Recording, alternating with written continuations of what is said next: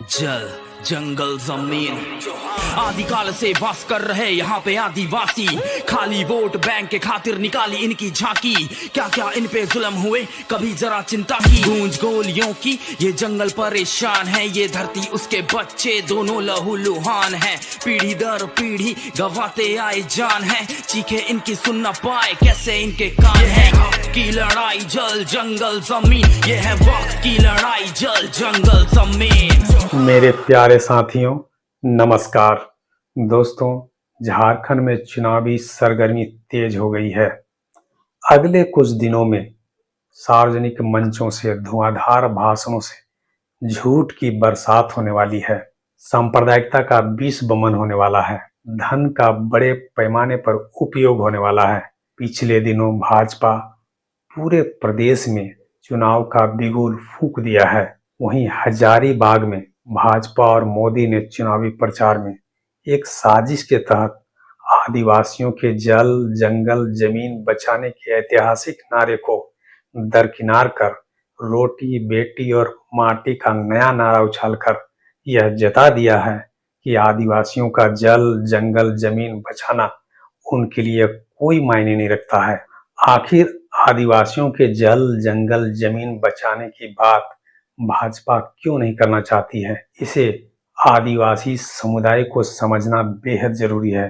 इनके नारे से बिल्कुल स्पष्ट हो गया है कि झारखंड में दो विचारधाराओं के बीच संघर्ष है।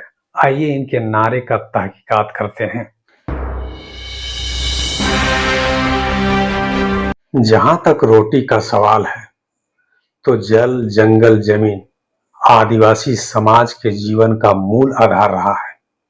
आदिवासी समुदाय का स्पष्ट मानना है कि अगर हमारे अधिकार सुरक्षित रहेंगे, हमारे जल जंगल जमीन महफूज रहेंगे, तो रोटी का संकट कभी उत्पन्न नहीं होगा और कभी भी किसी का मोहताज नहीं होना पड़ेगा।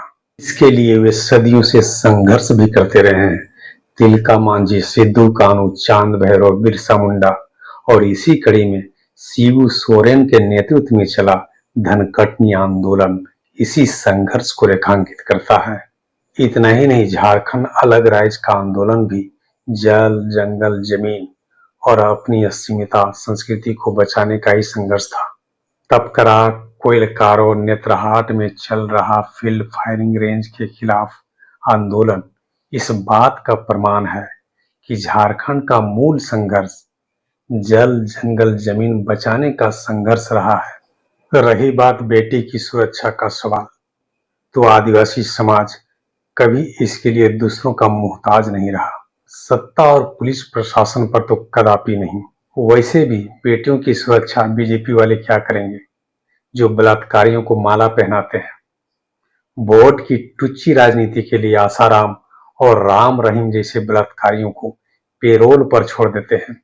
भारतीय महिला पहलवानों को ब्रिजभूषण जैसे दुराचारी से बचाने के बजाय उसे ही बचाने के लिए पूरी ताकत लगा देते हैं। वैसे भी समझने की जरूरत है कि जिस समाज में बेटियों को बोझ और वंश वृद्धि का एक मशीन मात्र समझा जाता है, वहीं आदिवासी समाज में बेटियां बोझ नहीं मानी जाती है।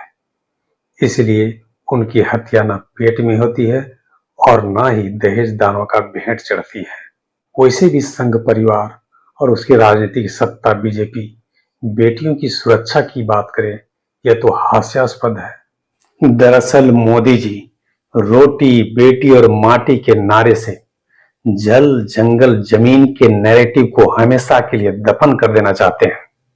उनको मालूम है कि यदि जल जंगल जमीन बचाने का संघर्ष जारी रहा तो उसे सौगात की तरह अपने कॉरपोरेट यारों को नहीं दे पाएंगे। भाजपा की सारी मशक्कत इसी बात के लिए है। मणिपुर में आदिवासी अपनी अस्मिता के लिए लड़ रहे हैं। लद्दाख में क्लाइमेट एक्टिविस्ट सोनम वांगचुक के नेतृत्व में आदिवासी छठी अनुसूची के लिए पीसफुल संघर्ष कर रहे हैं। क्या झारखंड में 5वीं अनुसूची सीएनटी और एसपीटी एक्ट को बचाने के लिए आदिवासी कटिबद्ध होंगे या रोटी बेटी और माटी के फ्रेम में फंसेंगे?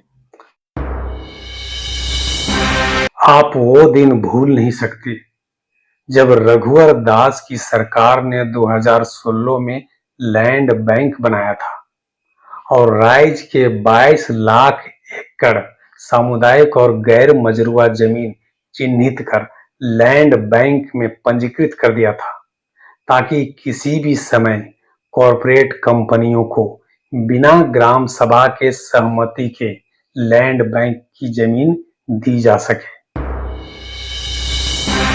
सामुदायिक भूमि खूंटकटी, भुइंहरी, सरना और मसना को भी लैंड बैंक में डालने से पहले ग्राम सभाओं की सहमति भी नहीं ली गई थी।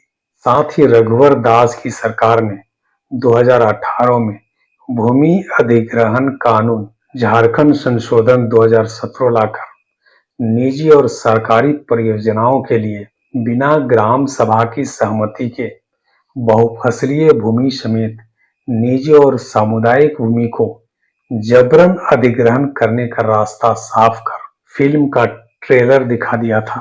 अगर इस बार भाजपा सत्ता में आती है तो पूरी फिल्म देखने के लिए तैयार रहना होगा।